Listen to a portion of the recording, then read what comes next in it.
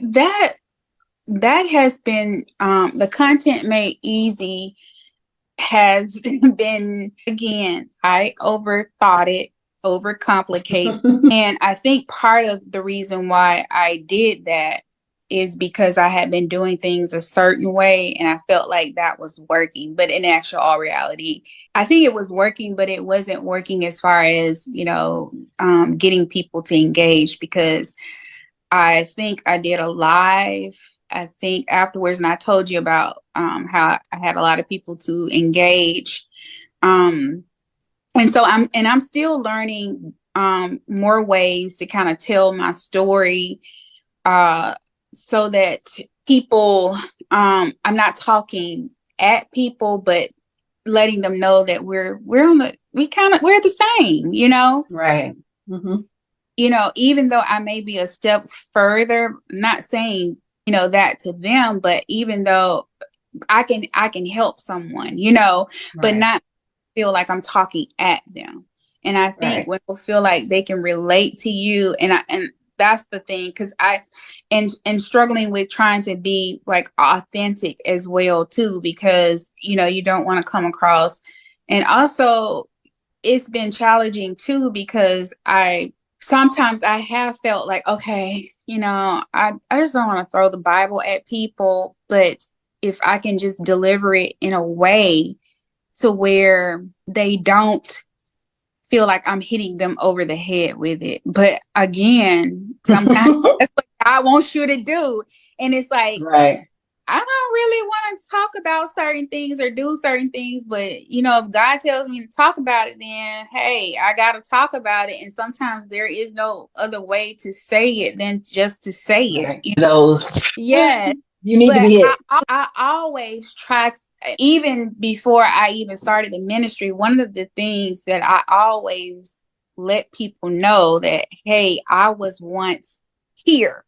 I'm not this perfect person. Like, I started here. I would remember I had anxiety, I had depression. God brought me out of that. Remember, I had some financial issues and I'm still working. Like, we're all just a work in progress. Nobody is Right. perfect. And who better than to use somebody?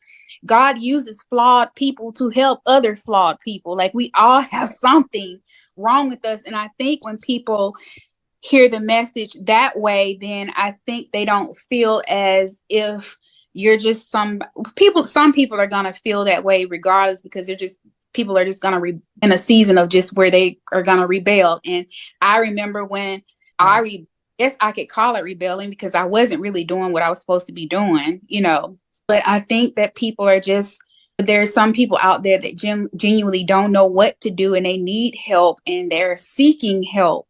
And I just try to get people to relate. And there are so many people that are in the Bible that are relatable. Like, people just don't understand. The Right. people who are new believers or people who have been in religious settings for a long time and have to relearn some certain things, they don't they haven't gotten that some things just have to be deconstructed before they can really understand and process that the Bible is so full of flawed people. Like, you don't have to feel bad about yourself. Whatever your flaw is, God can take that and he can change you, just like he changed, Jacob. Jacob was a deceiver, but he changed his name. I can't remember at this moment what his new name meant, but Peter, his name was I forget what it was, but he was named a rock.